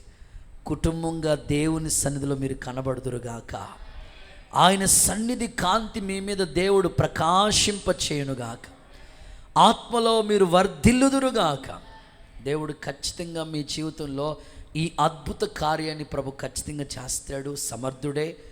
కుటుంబాలుగా ఆయన సన్నిధిలో కనబడటానికి పరిశుద్ధాత్ముడు మీ అందరికీ కృపనిచ్చునుగాక. ప్రియులారా, ఏలియా అడ్రస్ ఎక్కడ? సన్నిధి. బాబు నువ్వు ఎక్కడుంటావు? నేను సన్నిధిలో ఉంటానయ్యా. ఈ మంచి కాలంలో పెద్దయ్య గారు బట్టి శ్రీనన్నతో మాట్లాడుతూ ఉంటే, వాళ్ళ సంఘంలో ఒక సహోదరుడు చక్కగా ఆసక్తిగా పరిచర్యలో ఇన్వాల్వ్ అవుతూ ఉంటాడు. వాళ్ళకి 2 పిల్లలు ఉన్నారు. ఆ 2 పిల్లలు కూడా హాస్టల్లో చదువుకుంటున్నారు. అంటే కొంచెం బాగా చదవాలని వాళ్ళని హాస్టల్లో జాయిన్ చేశారు. హాస్టల్లో చదువుకుంటుంటే ఒక స్నేహితుడు ఆ హాస్టల్లో చదువుకుంటూ పరిచయం అయ్యాడు. ఆ పిల్లోడు మొత్తం మీద ఫోన్ నెంబర్ తీసుకున్నాడు. మొత్తం మీద సెలవులకి ఇంటికి వచ్చారు. వాళ్ళ నాన్న అక్కడే ఉన్నాడు. వాళ్ళ పిల్లోడికి ఫోన్ వచ్చింది. వాళ్ళ నాన్న ఫోన్కి ఫోన్ వచ్చినట్టు మీ స్నేహితుడు అంటారు, ఒకసారి మాట్లాడాడు అని. బాబు ఎవరు నువ్వు? అదే ఎవరు నువ్వు? ఆడి పేరు చెప్తున్నా, పేరు చెప్పట్లేదు. అదే నేను ఎవరినో తెలుసా? ఎప్పుడు బైబిల్ పెట్టుకుని కూర్చుంటాను కదా ఆ పిల్లోడిని అన్నాడు. అవునా నువ్వారా శేఖరా, అర్థమైంది అన్నాడు. స్తోత్రం చెప్పండి సార్. అంటే ఆ పిల్లోడికి అందరూ పెట్టిన ఎప్పుడు ఇటు బైబిల్తోనే కూర్చుంటాడు రా. హాస్టల్ ఎలా ఉంటారో, హలో హాస్టల్ ఎలా ఉంటారు పిల్లలు? సెల్ ఫోన్ పెట్టుకునేవాడు ఒకడు, గోడ దాటి వెళ్ళిపోయేవాడు ఒకడు, సినిమా హాల్లో కూర్చునేవాడు ఒకడు, రకరకాలుగా ఉంటుంది పరిస్థితి. కానీ ఆ పిల్లోడు ఎవరో రాను అంటే అదే నేను ఎప్పుడు బైబిల్ పెట్టుకుని కూర్చుంటాను కదా. అవును గుర్తొచ్చేసారా బాబు, కల్లోనైనా నువ్వేరా బాబు అన్నారు. అంటే ఆ పిల్లోడుకున్న మంచి సాక్ష్యం చూడండి. ఏలియా ఉన్న ప్లేస్ ఎక్కడంటే లొకేషన్ సన్నిధి. నిజమేనండి, మన ప్లేస్, మనం కూర్చునే ప్లేస్ చాలా ఇంపార్టెంట్. ఆయనతో మనం సహవాసం చేస్తే సమాధానం అలాగే మేలు కలుగుతుంది. ఈరోజు ఆత్మీయులైన మీరు ఆయన సన్నిధిలో ఉండడానికి ఇష్టపడండి. మైనస్గా చెప్తాను, కయ్యేను అనండి. మొట్టమొదటి కొడుకే, ఇంటికి పెద్దోడే, కానీ సన్నిధిలో నుంచి నోదు అనే దేశానికి వెళ్ళిపోయాడు. సన్నిధిలోంచి పారిపోయాడు. సన్నిధి ప్రసన్నత లేదు, అందుకే శపించబడిన స్థితిలో ఉన్నాడు కయ్యేను. దేశ దిమ్మరిగా తిరుగుతున్నాడు. నేనంటాను, దేవుని సన్నిధికి ఎవరు దూరం అయిపోతారో వాళ్ళ స్థితిగతులు అంత ఆశీర్వాదకరంగా ఉండవు. దేవుని సన్నిధి ప్రభావం ఎక్కువగా ఉంటుంది. దేవుని సన్నిధిలోంచి మనం ఎప్పుడు దూరం అవ్వకూడదు. ఇంకా మైనస్గా చెప్తాను, యోనా అనండి. నినేవేకి వెళ్ళవాలి, తర్షీష్కి వెళ్ళే వాడెక్కాడు. ఎక్కడి నుంచి వెళ్ళిపోయాడు యోనా అంటే యెహోవా సన్నిధుల నుంచి. వాడకి నష్టం, వాడలో ఉన్న వస్తువులకి నష్టం, వాడలో ఉన్న వాళ్ళందరికీ నష్టం. నేనంటాను, ఒక కుటుంబ యజమానిగా నీకు దేవుని సన్నిధి విలువ తెలియట్లేదంటే నీ ద్వారా నీ భార్య నష్టపోతుంది, నీ ద్వారా నీ భర్త నష్టపోతాడు, నీ ద్వారా నీ పిల్లలు నష్టపోతారు. కొద్దిసేపు ఆ 2 గంటలు దేవుని సన్నిధికి ఇవ్వాల్సిన విలువ ఇవ్వకుండా ఆ రోజు కూడా నువ్వు పని పెట్టేసుకుని ఆ సమయం కూడా ప్రార్థనకి సమయం ఇవ్వకుండా సన్నిధిలో కూర్చోడానికి ఇష్టపడకుండా ఆ సమయాన్ని కూడా వ్యర్థమైన కాలక్షేపాలన్నీ పెట్టుకుంటా ఉంటే నీతో ఉన్న వాళ్ళందరూ నష్టపోతారు.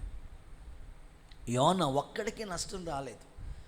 యోనా వల్ల వాడికి నష్టం, యోనా వల్ల వాడలో ఉన్న వస్తువులన్నిటికీ నష్టం, తన కుటుంబానికి నష్టం. చూడండి, అందుకే దేవుని సన్నిధిని ఎప్పుడు పోగొట్టుకోకూడదు, ఆయన సన్నిధిని ఎప్పుడు కోల్పోకూడదు. ఆయన సన్నిధిలో ఉన్న ప్రభావం ఏంటో తెలుసా? చదువుదాం. కీర్తనల గ్రంథం 97వ కీర్తన 5వ వాక్యం చదువుదాం. 97వ కీర్తన 5వ వచనం. యెహోవా సన్నిధిని, సర్వలోకనాథుని సన్నిధిని పర్వతాలు మైను వలె కరిగిపోతాయి. అంతే, ఆమేనండి ఒకసారి గట్టిగా. పర్వతాలంటే సమస్యల, అవన్నీ మైను వలె కొవ్వొత్తు వలె కరిగిపోవాలంటే ఎక్కడ? పోలీస్ స్టేషన్ దగ్గరికి వెళ్తే కరిగిపోతాయా? లేదు. కోర్టు దగ్గరికి వెళ్తే లేదు. అధికారుల దగ్గరికి వెళ్తే అవ్వకపోవచ్చు. కానీ నువ్వు దేవుని సన్నిధిలో కూర్చోగలిగితే కొవ్వొత్తు కరిగిపోయిన బట్టి మైను వలె నీ సమస్యలన్నీ కరిగిపోనుగాక. ఫ్యామిలీ సమస్యల, అత్త ద్వారా సమస్య, మామయ్య ద్వారా సమస్య, ఇంట్లో మేనత్త సమస్య, ఇంట్లో బామర్ది సమస్య, ఇంట్లో ఏ సమస్య, పిల్లలతో సమస్య, పర్వతం లాంటి సమస్యలు, భర్త ద్వారా సమస్య, భార్య ద్వారా ఏ సమస్య నువ్వు ఫేస్ చేస్తున్నావు అది మైను వలె కరిగిపోవాలంటే, అనారోగ్య సమస్య మైను వలె కరిగిపోవాలంటే దేవుని సన్నిధిలో కూర్చోవాలి. ఒకసారి అందరూ కుడి చేతులు పైకెత్తి అందరూ హల్లెలూయా చెప్తారా? ఆర్థిక పరిస్థితులు ఒకవేళ నీకు సమస్యగా ఉన్నాయా? ప్రభు సన్నిధిలో కూర్చో, మైను వలె కరిగిస్తాడు. మారాలంటే జీవితాన్ని మధురంగా మారుస్తాడు. ఒకసారి ఒక ఆయన కలెక్టర్ గారితో పనుండి, అంటే సన్నిధి ఎంత గొప్పదో మీకు అర్థం అవడానికి చెప్తాను. కలెక్టర్ గారితో పనుండి ఒక కలెక్టర్ గారి మీటింగ్ ఒకటి జరుగుతుంది ఓ చోట. ఆయన చేత సంతకం పెట్టించుకోవాలి. ఆయన ఏదో చిన్న పని ఉంది. ఆ అప్లికేషన్ పట్టుకుని పలానా చోటకి ఈరోజు కలెక్టర్ గారు వస్తారు, వెళ్ళి కలిసి వద్దాం అనుకుని తెలిసిన వాళ్ళు వాళ్ళ ద్వారా మొత్తం మీద వెళ్ళటానికి ప్రయత్నం చేశాడు. వెళితే అక్కడ కలెక్టర్ గారిని కలిశాడు. ఆయన ఆ అప్లికేషన్ చూశాడు, సంతకం పెడితే అయిపోతుంది. కానీ వినాలి, కానీ కలెక్టర్ గారు అన్నారు, నువ్వు ఆఫీస్కి వచ్చే అక్కడ సంతకం పెడతాను అన్నాడు. అరే ఇంత దూరం నేను ఇక్కడెక్కడ కలెక్టర్ గారు మీటింగ్ ఉందంటే పని అంతా పక్కన పెట్టి ఇంత దూరం ప్రయాసపడి వస్తే తెలిసిన వాళ్ళందరిని తీసుకొస్తే ఇక్కడ సంతకం పెట్టుకుంటే ఆఫీస్కి రమ్మంటాడండి ఈ మనిషి అని మనసులో బాధపడ్డాడు. వెళ్ళిపోయాడు. ఆ మరుసటి రోజు ఆఫీస్కి రమ్మంటే ఆఫీస్కి వెళ్ళాడు. ఆఫీస్కి వెళ్ళిన ఆ ఫైల్ చూసుకున్నాడు. వెంటనే సంతకం పెట్టేసి వెళ్ళిపో అన్నాడు. ఆ పని ఏదో నేను చేసే అంత బాగుండు, ఛార్జీలు దండగా, దేవుడికి స్తోత్రం. నిన్న పనంతా వేస్ట్ అయిపోయింది, నిన్న సంతకం పెట్టేది అయిపోయింది కదా, మళ్ళీ ఆఫీస్ దగ్గరికి ఎందుకు రమ్మన్నావు అయ్యా అని అంటే ఆ కలెక్టర్ గారు చెప్పిన మాట ఏమిటంటే, బాబు నిన్న వచ్చావు కదా, నువ్వు సంతకం పెడితే అయిపోద్ది అన్నావు కదా, కానీ స్టాంప్ ముద్ర అది ఆఫీస్లోనే ఉంటుంది. దేవుడికి స్తోత్రం చెప్పండి. అది నువ్వు ఆఫీస్ దగ్గరికి వస్తేనే ముద్ర పడుతుంది. సన్నిధి కూడా అంత ప్రభావం కలిగింది. ఆమె లైవ్ వస్తుంది కదా, పర్లేదులే. ఇంచుమించు ఈరోజు చాలామంది లైవ్లో చాలామంది జాయిన్ అయిపోయారు. దేవుడికి స్తోత్రం, హల్లెలూయా చెప్పండి ఒకసారి. 100 మంది ఉన్నారంట లైవ్లో యూస్. చాలా లైవ్ వస్తుంది లైవ్ వస్తుంది. అయితే సన్నిధిలో స్టాంప్ ఉంది. ఆమెను చెప్పొకసారి గట్టిగా. ఆ స్టాంప్ పడాలి నీకు ముద్ర. అందుకే ఎక్కడో అక్కడే గప్చిప్ అని బ్రాంచ్ వాళ్ళని కూడా మందిరంలో కూర్చోబెట్టాను. మెయిన్ వాళ్ళు ఇక్కడికి వచ్చేసేయండి, బ్రాంచ్ వాళ్ళు ఎక్కడ మందిరంలో అక్కడే ఉండండి. దగ్గరగా ఉన్నవాళ్ళు, అవకాశంలో భారీ దూరంలో ఉన్నవాళ్ళు లైవ్లో కనెక్ట్ అవ్వండి అని చెప్పినాను. సన్నిధే, మందిరమే. ఆ ఎఫెక్టే. ఆమె చెప్పండి ఒకసారి. ఆ ప్రభావమే. ఆ చేతి వంటదే. దేవుడికి స్తోత్రం చెప్పండి. అమ్మ వంట ఎవరికి రాదు, ఇంకంతే. దేవుడికి స్తోత్రం. నేను అదే అంటాను, సన్నిధిలో స్టాంప్ ముద్ర వేస్తాడు దేవుడు. కయ్యను సన్నిధిని పోగొట్టుకున్నాడు, ఏంటి ఉపయోగం? యోనా సన్నిధిని పోగొట్టుకున్నాడు, ఏంటి ఉపయోగం? దేవుని సన్నిధిలో కూర్చున్న వాళ్ళకి వాళ్ళ సమస్యలు మైను వాళ్ళే దేవుడు కరిగించాడు. ఉపవాస పండుగలో ఒక సేవకుడిగా నా ప్రార్థన, నువ్వు సన్నిధికి విలువి. ఏలియా ప్రకృతిని శాసించగలిగిన శక్తి ఎలా వచ్చింది? సన్నిధిలో కూర్చున్నాడు. యేసు నామములో కృప కుమ్మరించబడునుగాక. రైట్, ఆఖరి మాట చెప్పి ముగింపులోకి వస్తాను. చివరి మాట, ఏలియా ఎలాగ ఈ మొదటి అద్భుతాన్ని చేయగలిగాడు అంటే, 3వది రాజుల మొదటి పుస్తకం 17వ అధ్యాయం మొట్టమొదటి వచనంలో ఈ మాట. మొట్టమొదటి వచనంలో ఈ మాట. ఏ మాట అది అంటే, నేను చదువుతాను. ఆ మాట ఏమిటయ్యా అని అంటే,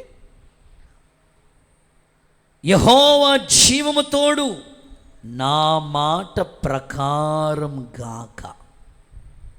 అంటే నా మాట ప్రకారం గాక అంటే విశ్వాసంతో పలికిన ఏలియా. అనండి ఒకసారి మీ నోటితో. ఏం పలుకుతున్నాడు తెలుసా? నా మాట ప్రకారం గాక, ఇలాగు జరుగునుగాక. విశ్వాసంతో పలుకుతున్నాడు. నేను ఈ మెసేజ్ రెడీ చేస్తున్నప్పుడు నేనంతా ప్రార్థన చేసుకుంటూ వచ్చాను. వాతావరణం అంతా మారిపోయింది. ఏలియా చేసిన మొట్టమొదటి అద్భుతం ఏంటి? వర్షం కురవకుండా చేయటం. నేను మనసులో ప్రార్థన చేసుకుంటాను. నాతో ఉన్న మనసులో నేను రూమ్లో అనుకుంటాను, ప్రభా ఏలియా వర్షం కురవకుండా ప్రార్థన చేసుకున్నాడు. అలా జరిగింది. విశ్వాసంతో పలుకాడు. నా మాట ప్రకారం జరుగునుగాక అన్నాడు. విశ్వాసంతో పలుకు. నేను కూడా పలుకుతున్నాను, ప్రభా ఈ మెసేజ్ చెప్పేంత వరకు వర్షం కురవకూడదు. దేవుడికి స్తోత్రం చెప్పండి. వాస్తవంగా తుఫాను హెచ్చరిక అందరూ స్టేటస్ పెట్టుకున్నారు. దేవుడికి స్తోత్రం చెప్పండి. ఎలక్ట్ అయిపోండి, సముద్ర తీరాన ఉన్నవాళ్ళు చేపలు పట్టడానికి వెళ్ళొద్దు. ఉదయకోలో కాడు వర్షం వచ్చింది. నేను అనుకున్నది, మనసులో అనుకున్నదంటే ఏలియా 3.5 సంవత్సరాలు వర్షం కురవకుండా ఆయన పలికాడయ్యా. కనీసం 3.5 సంవత్సరాలు కాదు, ఈ ప్రసంగం అయ్యే లోపల వర్షం మాత్రం పడకూడదు. నేను అలా పలికాను దేవుని సందులో. మొత్తం మీద వర్షాన్ని దేవుడు ఆపాడు, వర్షం లేకుండా చేశాడు. దేవునికి స్తోత్రం కలిగి ఉంది. నీ విశ్వాస పలుకే, నీవు పలికినట్లుగా బైబిల్ ఏమంటుంది తెలుసా? జీవ మరణములు నీ పలుకే. నా భర్త మారంటే మారడన్నావు అనుకో, నేను ఎంత ఉపవాసం ఉంటే ఏంటి? నీ పలుకే. ఆ పాటలో నీ పలుకే, నీ పలుకే, నువ్వు పలుకుతున్నట్లుగానే జరుగుతుంది. అసలు నాలుగుకి దేవుడు అంత పవర్ ఇచ్చాడు. అందుకని ఏలియా ప్రకృతిని ఎలా శాసించగలిగాడంటే విశ్వాసంతో పలికాడు. బైబిల్ ఏమని రాస్తుందో తెలుసా? విశ్వాసం ద్వారా రాజ్యాలను జయించారండి. విశ్వాసం ద్వారా అగ్ని బలాన్ని చల్లార్చారు. నీకు దేవుడిచ్చిన విశ్వాస పలుకు త్వరగా నోరు జారొద్దు. విశ్వాసంతో పలుకు. నీ పలుకు ఇంటది కట్టలేకపోతున్నావా? అప్పులతో నలిగిపోతున్నావా? ఎలా పలుకు? ప్రభా, ఈ సంవత్సరం ఖచ్చితంగా నా అప్పులు తీర్చినందుకు స్తోత్రమయ్యా. పిల్లల ఫీజులు కట్టలేక ఆర్థికంగా ఇబ్బందులు పడుతున్నావా? నా పిల్లల్ని చదివించినందుకు స్తోత్రం ప్రభువా. విశ్వాసంతో పలుకు. విశ్వాసంతో పలికితే ఖచ్చితంగా దేవుడు చేస్తాడండి. యేసయ్య సముద్రం మీద నడుస్తూ వచ్చాడు.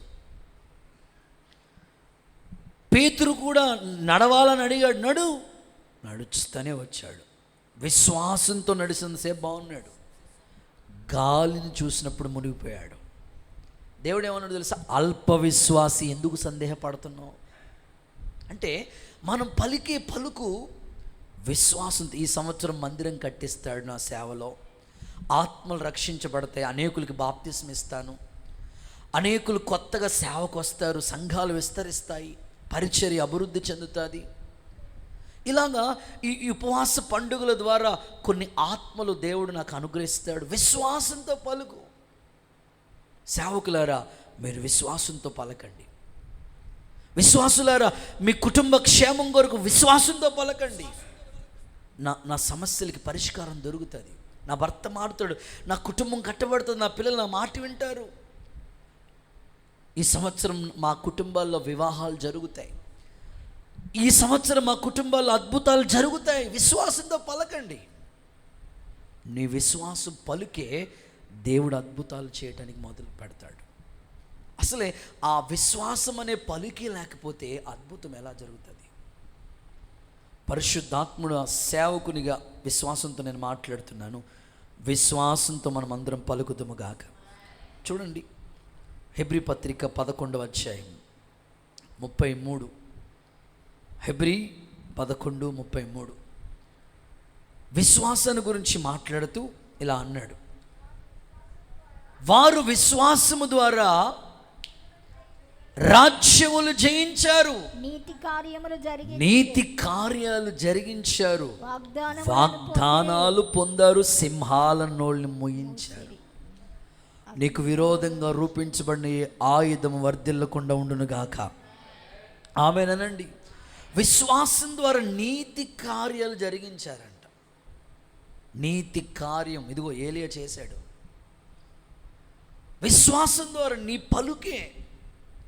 ఒకవేళ డాక్టర్లు చెప్పారా హెల్త్ కుదరట్లేదు, దేవుడు సేవకునిగా నువ్వు విశ్వాసంతో పలుకు, దేవుడు స్వస్థత పరుస్తాడు. వ్యాధుల బలం నిర్మూలమైపోతుంది. భర్తలో మార్పును చూడగలుగుతాం, కుటుంబాలు కట్టబడడం చూడగలుగుతాం. అన్ని విశ్వాసంతో పలుకు. సేవలో జరిగిన ఒక చిన్న మాట చెప్తాను. 2013వ సంవత్సరం 2009లో మన పరిచర్య ప్రారంభించబడింది. 2013 వరకు కూడా ప్రేయర్ టవర్ ప్రార్థన శిఖరం అని ఉండేది. ఒక పేరు కావాలని ఒక 40 days ఫాస్టింగ్ ప్రేయర్లో షమ్మా అనే పేరు ఇచ్చాడు. విశ్వాసంతో షమ్మా మినిస్ట్రీస్ అని ఒక ఫ్లెక్స్ వేయించి ఎర్రవంతుని దగ్గర చికెన్ షాప్ ఉంటుంది. మీరు ఉపవాసంలో ఉన్నారేమో, దేవుడికి స్తోత్రం నాయన. అనవసరంగా చికెన్ గురించి చెప్పాను, దేవుడికి స్తోత్రం చెప్పండి అమ్మా. చికెన్ షాప్ ఉంటుంది, ఆ పైన ఖాళీ ఉంటే అక్కడ బోర్డు పెట్టాం, షమ్మా మినిస్ట్రీస్. అది అనేకులు చూసి, అప్పటికి పెద్ద సంఘం ఏమీ లేదు, ఒక వేళ్ల మీద లెక్క పెడితే 40-50 మంది ఉంటారు విశ్వాసులు, 50 మంది విశ్వాసులు అప్పటికి. కానీ విశ్వాసంతో ఏం పెట్టామంటే షమ్మా మినిస్ట్రీస్ అని పెట్టాం. నాకు విశ్వాసం ఉంది, దేవుడు దర్శనం ఇచ్చాడు, ప్రామిస్ ఇచ్చాడు, వాగ్దానం ఉంది, పిలుపు ఉంది, సేవ ఇచ్చాడు, ఆయన మాట ప్రకారంగానే ఇవన్నీ జరుగుతాయి కదా. కానీ దానిని అనేకులు విమర్శించారు. మినిస్ట్రీస్ అంట, ఏంటంట చెప్పండి అమ్మా, మీకు ఎదురవుతుంటే ఇలాంటివి మినిస్ట్రీస్ అంట. మినిస్ట్రీస్ అంటే ఏంటనుకున్నారు?